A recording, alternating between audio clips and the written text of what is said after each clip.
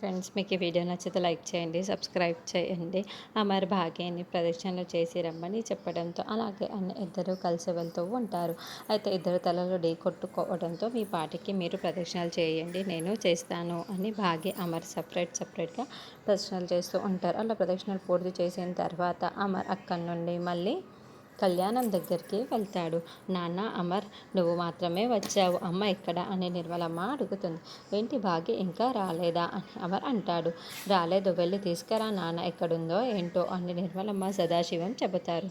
అప్పుడే అమర్ భాగ్యని వెతుక్కుంటూ వస్తూ ఉంటాడు.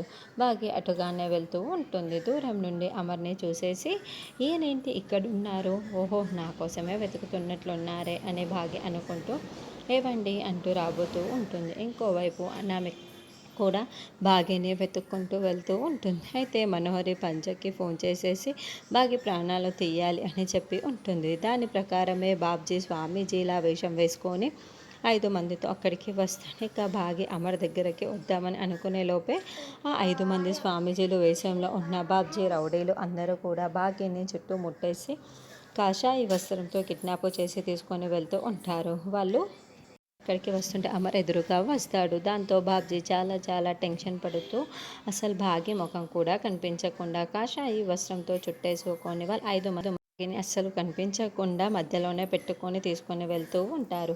మరి అమర్ భాగ్యని ఎలా కాపాడుతాడు?